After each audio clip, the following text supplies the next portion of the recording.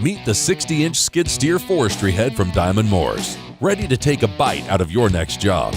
But before you sink the forestry head's teeth in, let's review 5 operating techniques to help you be as productive as possible. Although you may be an experienced operator, we found it takes 1 to 2 hours of hands-on time with the new forestry head to master the nuances and really appreciate what this head can do.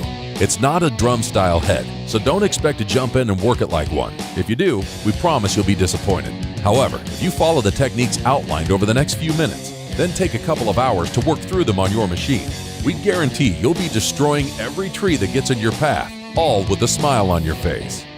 First, let's go through a few fundamentals. Diamond's disc design creates more power using inertia built up in the dish, allowing you to quickly gather and process trees. As you grind trees, the disc will lose momentum and slow down, and that's okay because the forestry head is designed to do that. It's important to allow the couple of seconds it will take to bring the disc back up to full speed before destroying the next tree. Using the right versus left side of the head. When cutting only, use the left-hand side of the dish to push material away from you and the machine, making it safer for the operator and equipment. Use the right side of the head when mulching trees so that materials will be effectively cut with teeth on the dish as well as the top of the disc. Use the right side of the head when you want to simultaneously cut and mulch material.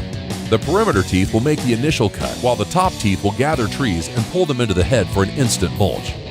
Before you start, you want to ensure you have the right equipment for the job. For this reason, Diamond has provided 2 different chutes, one designed for hardwood and one for cedar trees. The hardwood chute is equipped with a ramp that helps guide in material already on the ground to the teeth. It also features a hook to position straight-stemmed hardwoods for quicker and more efficient mulching. The cedar tree chute is designed with an open throat to feed larger, brushier trees more efficiently. Diamond's forestry head comes with a deflector shield that adjusts to 3 different positions. When the shield is down, it's less likely to throw material and easier to control where the exhaust is being distributed. As you raise the shield, the head is able to process material more quickly and thus becomes more productive. The first technique is the cut and feed. This most common technique works best on material 2 to 6 inches thick. To execute this technique effectively, cut with the right-hand side of the dish so the dish can feed material into the head. Cut the tree at the bottom and scoop the tree up like scooping a load of dirt into a bucket. Allow the tree to fall into the hook located at the top to hold the tree in the right position for processing.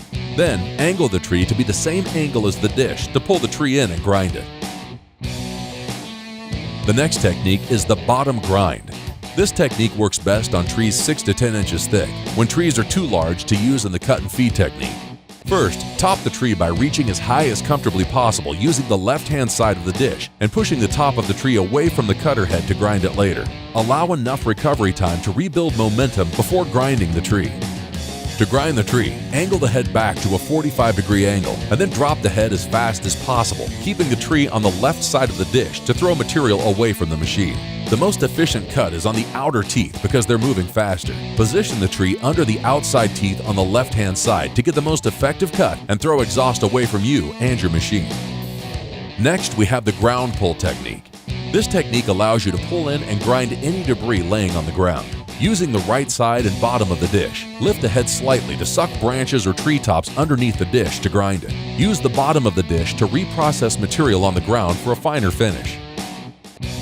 The next technique is to cut without grind. Set your dish level and use the left-hand side to cut and push the tree away from the skid steer to act like a saw to cut the tree without grinding it. For very large trees, you'll need to notch it, similar to using a chainsaw, and then come to the other side to cut and drop the tree.